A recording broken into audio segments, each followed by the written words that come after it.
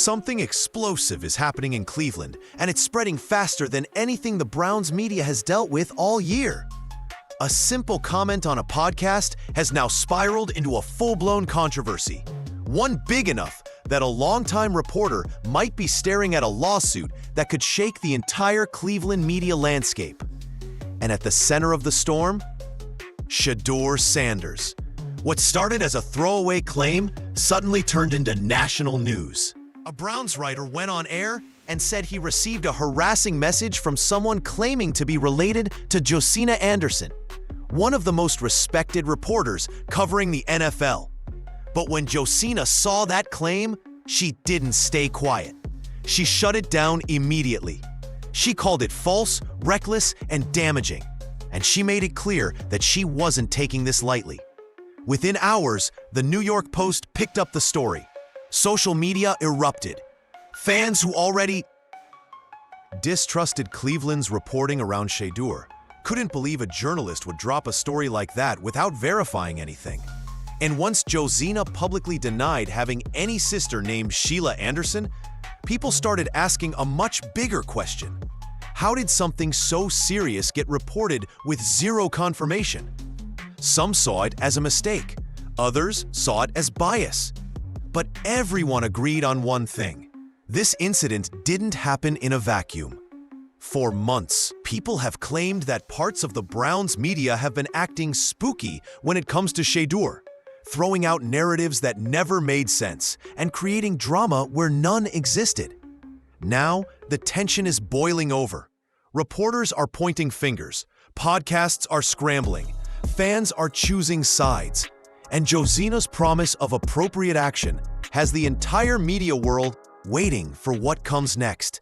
Because if this story keeps growing, Cleveland might be facing a media shakeup nobody ever saw coming. The entire situation didn't blow up slowly. It ignited almost instantly. One moment, it was just another episode of a Browns podcast. The next, it became the center of a media firestorm stretching far beyond Cleveland. It all started when Zach Jackson, a reporter for The Athletic, casually mentioned on air that he had received a hostile message from someone claiming to be related to Josina Anderson. At first, it sounded like nothing more than a strange, isolated exchange. But in reality, it was the spark that lit an entire fuse. Jackson claimed that the message came from a person insisting they were Anderson's sister, angry over his coverage of Shadur Sanders. That kind of accusation, especially involving a respected national reporter, immediately raised eyebrows. And because it was delivered so confidently on a major platform, thousands of listeners took it at face value. The clip spread quickly, clipped and reposted across Twitter and YouTube. People started forming opinions before anyone even verified the basic facts. But everything changed the moment Josina Anderson stepped in. She didn't dodge, she didn't soften the blow. She went straight to the source and publicly declared the story completely false. Not exaggerated, not misunderstood, false. She stated clearly that she had no sister by that name and no relative who had contacted Jackson in any form. And the moment her statement hit social media, the entire narrative flipped upside down. What had begun as an odd anecdote now looked like a potentially reckless claim made without any verification. Fans who already believed Cleveland media treated Shedeur unfairly immediately jumped on it. They pointed to this as proof that some reporters were too eager to push negative angles without doing their homework. And once the New York Post picked up the story, the quiet local mix-up transformed into national drama. Jackson insisted he simply shared what he was sent, but by then, it didn't matter. The conversation had moved far beyond the message itself. People wanted to know why such a serious accusation made it onto a podcast with zero confirmation. And just like that, the story was no longer about one DM. It was about the credibility of an entire media market. But the real shock came when Josina hinted that this wasn't over, and that appropriate action might be coming next. The moment Josina Anderson responded, the entire story changed. Before she spoke, the situation felt like just another messy media back and forth, a strange claim thrown into the air with no real context. But once Josina stepped in, the tone shifted from confusion to something much more serious. Her reply wasn't vague, cautious, or gentle. It was direct, firm, and unmistakably clear. The accusation was false. She stated publicly that not only did she have no sister by the name mentioned, but she didn't have any sibling who contacted Zach Jackson in any form. And the way she delivered that denial instantly reframed the conversation. This wasn't just a misunderstanding. This wasn't someone misreading a message. This was, in her words, a categorically false claim. One that she believed never should have been spoken on a public platform without a single attempt to verify it. That's when everything flipped. Fans who already felt Cleveland media had been unfair or overly aggressive toward Shadur Sanders saw Josina's statement as confirmation of their suspicions. Comment sections filled with people accusing certain reporters of pushing narratives without facts. Others pointed out how dangerous it is to mention someone's family in a negative story without knowing the truth. And as Josina hinted she would be taking appropriate action, speculation grew instantly. Some wondered if she was preparing legal steps. Others believed she simply wanted accountability. But either way, her message carried a weight that the original claim never had. Then came the real ripple effect. Reporters, analysts, and rival podcasts began discussing the ethics behind what happened. How does a story like that get shared publicly with no verification? Why was it framed as fact instead of theory? And why did it involve a high-profile figure like Josina, especially when emotions around Shedeur's coverage were already running high? Suddenly, it wasn't just Zach Jackson under scrutiny. It was the entire ecosystem of Cleveland media. The way stories are vetted, the biases fans believe exist, and the credibility of platforms that thousands of people rely on for information. Josina's quick, decisive response didn't just correct a false claim, it exposed a much bigger problem. And once national outlets picked up her statement, the situation escalated into something no one could ignore. Once the New York Post stepped into the story, everything jumped to an entirely different level. Local drama is one thing, but when a national outlet with millions of readers decides to cover it, the stakes change instantly. What had been circulating mostly on Cleveland podcasts and Twitter timelines was suddenly being presented as a full-blown media incident, and that spotlight made the situation impossible for anyone to downplay. The Post laid out the entire chain of events. The claim made on a podcast, the mysterious message allegedly sent by someone pretending to be Josina Anderson's sister, and Josina's sharp, immediate denial.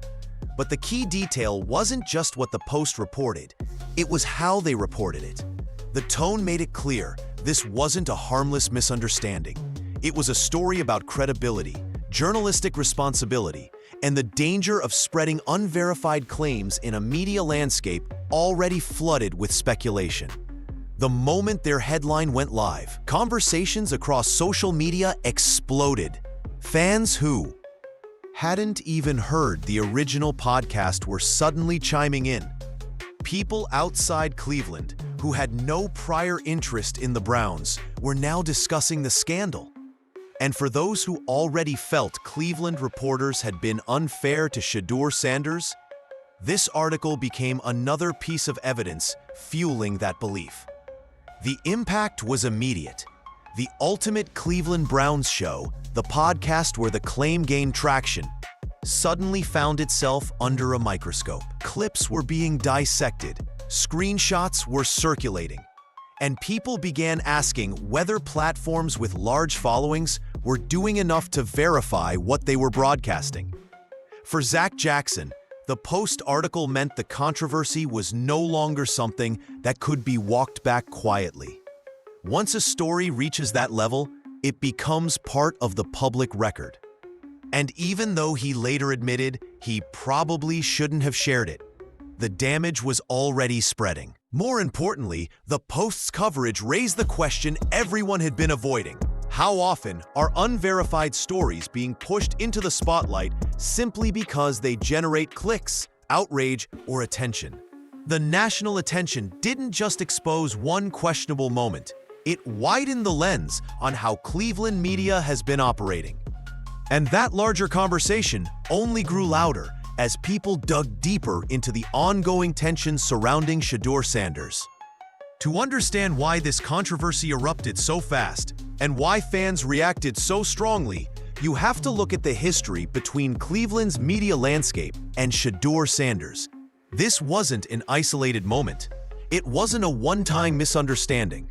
For months, a growing divide has been forming, one built on subtle jabs, skeptical commentary, and a tone that many fans felt shifted the moment Shadur arrived in town.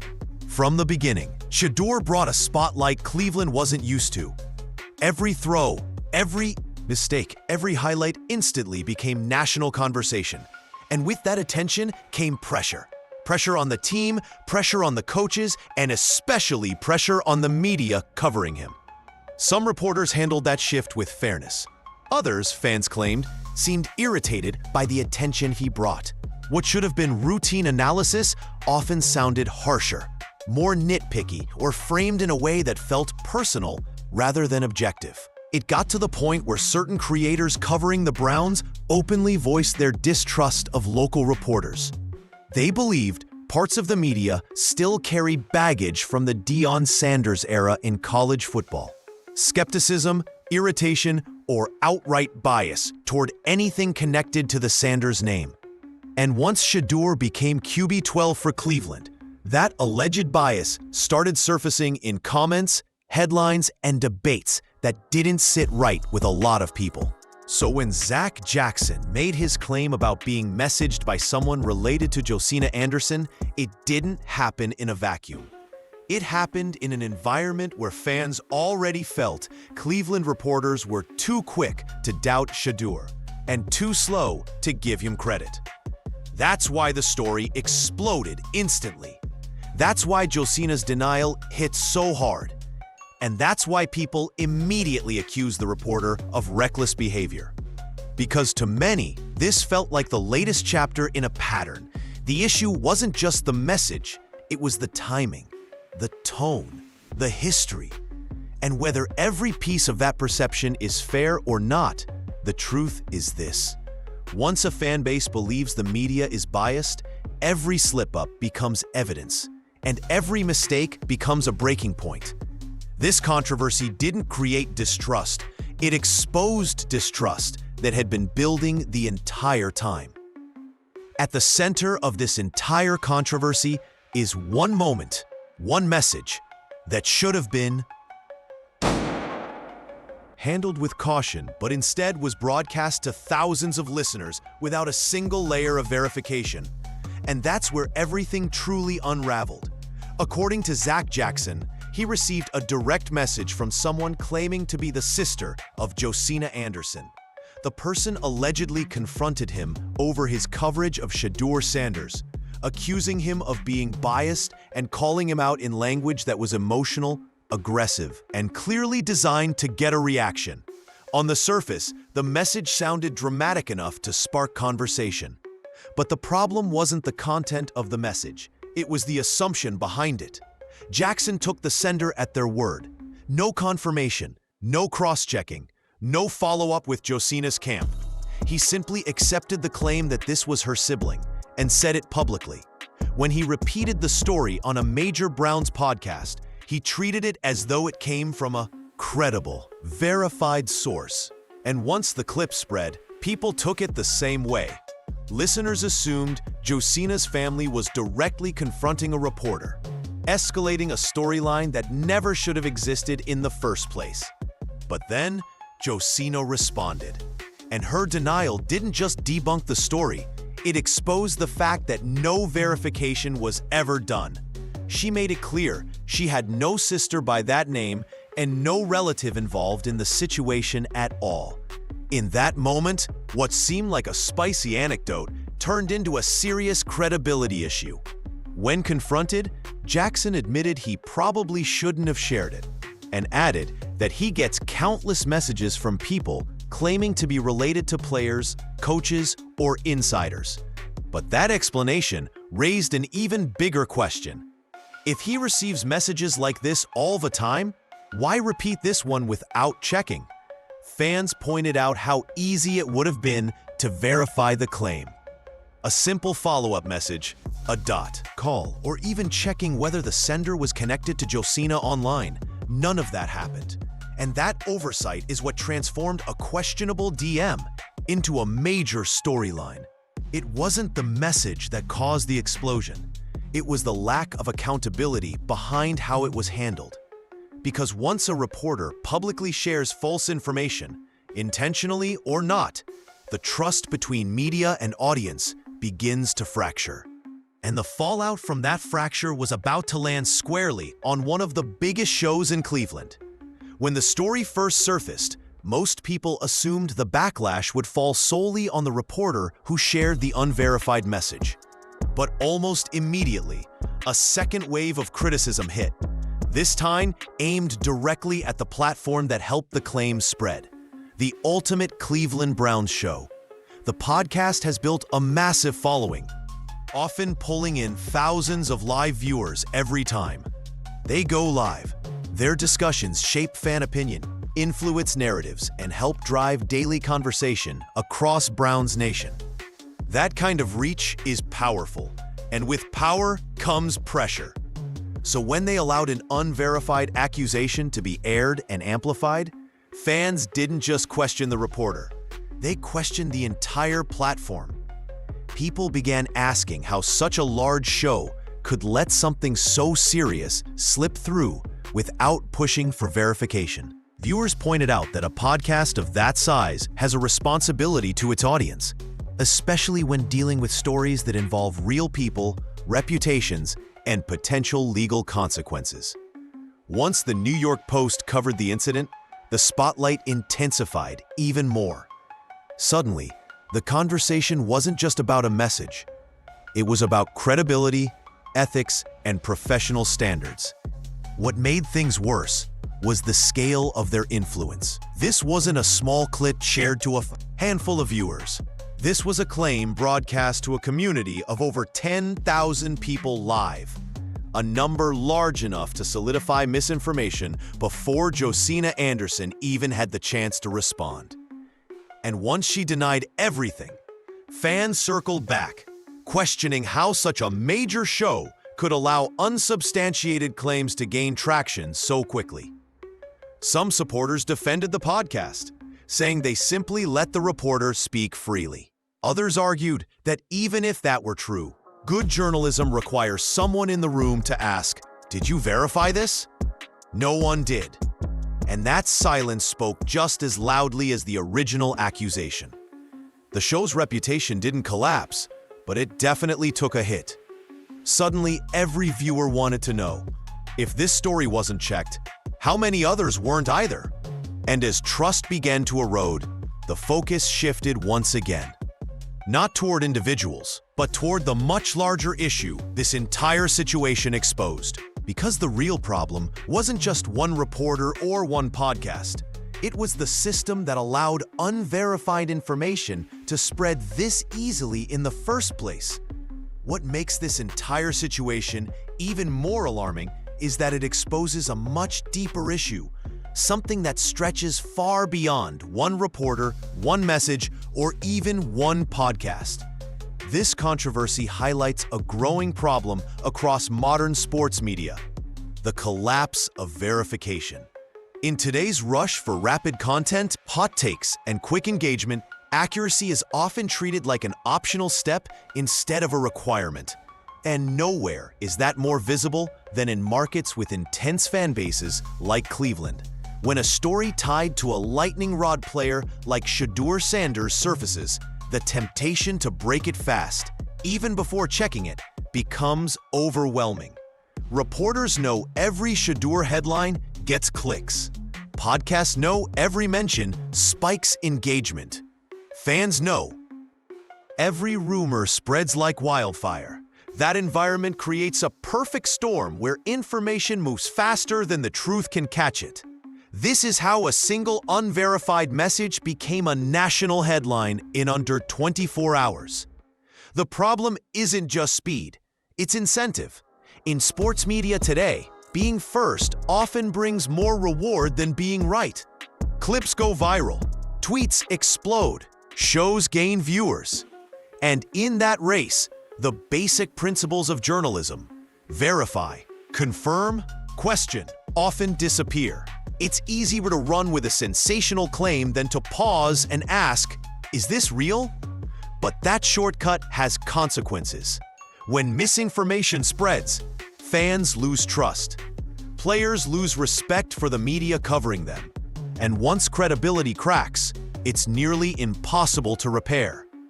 That's why Josina Anderson's response hit so hard. She didn't just correct a false story. She exposed a pattern where the desire for content outweighs the responsibility to check facts. Shedur's presence in Cleveland magnifies this problem even more. With every move he makes under a national microscope, the stakes grow higher. Reporters know he brings attention. Viewers react emotionally. And when attention and emotion collide, mistakes tend to multiply. This controversy wasn't caused by one error. It was caused by a system built on speed, not accuracy. A system where the loudest story wins, even if it isn't the correct one. And as soon as this deeper issue became obvious, the spotlight shifted once again. Back to the young quarterback, whose arrival unintentionally intensified everything happening around him. To understand why this situation exploded the way it did, you have to look directly at the influence of Shadur Sanders. His presence doesn't just add excitement, it transforms everything around him. And in Cleveland, that transformation has been dramatic. The moment he stepped into the building, the entire atmosphere shifted. Suddenly, every stat, every opinion about him carried weight far beyond what most rookies ever experience. Shedeur isn't just a quarterback. He's a brand, a storyline, and a magnet for national attention. The media knows that. Fans know that. And because everyone understands his impact, any rumor tied to him, even something as small as an unverified DM, becomes amplified instantly. That's why the false story from the podcast didn't stay quiet. It hit the perfect pressure point. A rising star. A skeptical media market, and a fan base already on edge about how he's being treated. For months, supporters have felt like certain voices in Cleveland's media weren't giving Shedeur a fair shake. They believed coverage leaned negative, analyses felt harsher, and commentary sometimes slipped into something that sounded like personal bias. Whether those beliefs are justified or not, the perception is undeniable, and perception is powerful. So when Josina Anderson called the accusation false, fans didn't see it as one mistake. They saw it as evidence of something deeper. Shedeur's name doesn't just travel, it accelerates. It forces people to choose sides. It demands attention from national outlets that normally wouldn't care about a regional podcast dispute. That's why the New York Post picked it up so quickly. That's why the clip spread across social media within hours. When Shedeur's involved, the story isn't local anymore. It becomes a national talking point. His impact also creates a protective instinct among supporters. They don't just root for him, they defend him. And the moment they sense unfair treatment or reckless reporting, the reaction becomes immediate and overwhelming. That protective energy is exactly what turned a questionable moment into a full-blown media controversy.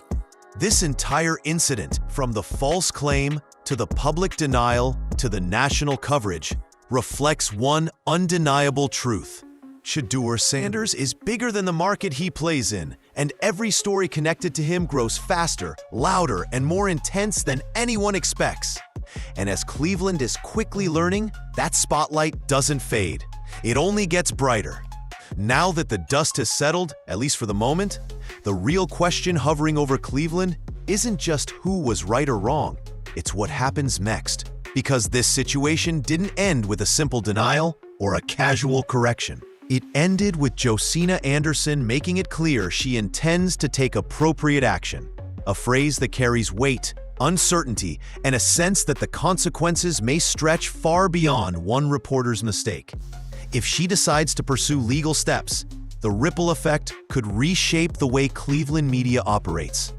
Reporters, podcasts, and content creators would suddenly be forced to rethink how they handle information, what they choose to repeat, and how they verify claims before broadcasting them to thousands. Even speculation will require caution.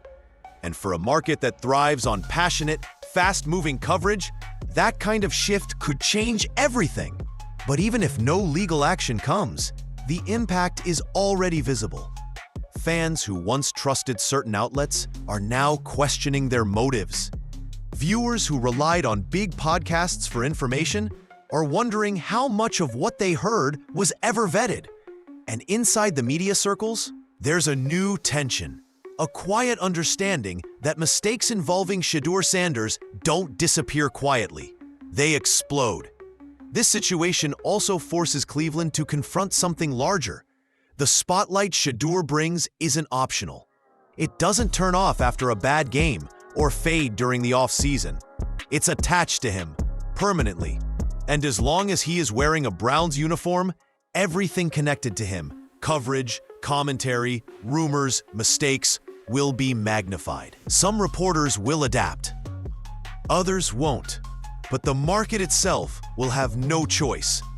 Even teams across the league are watching how Cleveland handles this. In today's NFL, media perception matters almost as much as performance. A city that mishandles narratives risks losing credibility, and a franchise that fails to protect its players risks losing trust from fans and potential talent. So here we are. A single, unverified message has turned into a broader conversation about professionalism, fairness, and the future of sports reporting in Cleveland. Whether this becomes a turning point or a warning sign is still unclear. But one thing is certain, this story isn't finished. Not while Josina stands firm. Not while the media scrambles to adjust. And definitely not while Shadur Sanders remains the most watched young quarterback in the NFL.